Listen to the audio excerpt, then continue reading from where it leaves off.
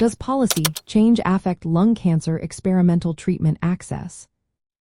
Does policy change affect access to experimental treatments for lung cancer? The answer is yes. Policy changes can create new pathways or modify existing regulations that govern how patients obtain investigational drugs outside of clinical trials. A significant example is the 2018 Right to Try Act. This federal policy aims to provide patients with life-threatening diseases, including lung cancer, greater access to experimental therapies that have completed at least phase 1 clinical trials but are not yet fully approved. Under this law, patients who have exhausted approved treatment options and cannot participate in clinical trials can request investigational drugs directly from manufacturers. This request requires their physician's certification and informed consent. However, it is important to note that companies are not obligated to provide the treatment, and not all requests are approved. The Right to Try Act seeks to bypass some involvement from the Food and Drug Administration, potentially speeding up access while also reducing regulatory oversight on treatment administration and safety monitoring. The Right to Try Act exists alongside the Food and Drug Administration's Expanded Access Program.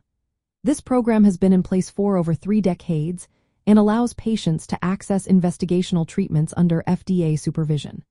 The Expanded Access Program requires treatment summaries and outcome reporting to the FDA, which helps monitor safety and efficacy. In contrast, the Right to Try Act has less stringent data collection requirements.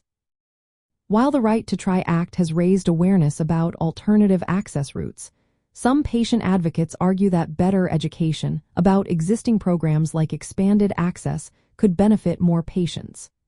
Drug manufacturers often hesitate to participate in these programs due to concerns about safety, efficacy risks, and the potential impact on the lengthy and costly drug approval process.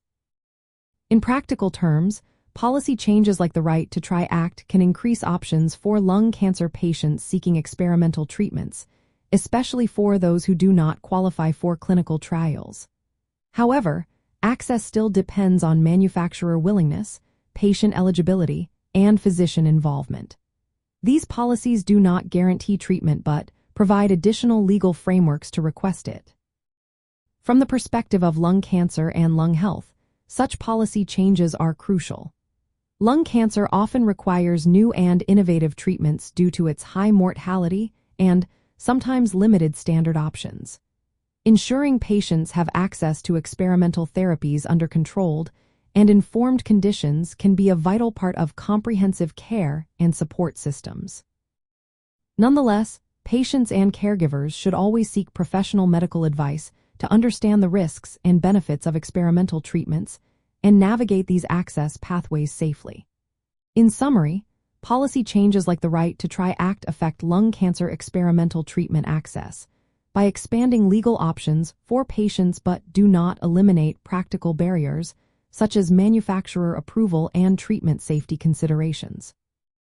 These policies complement existing FDA programs and highlight the need for ongoing patient education and a balance between access and safety.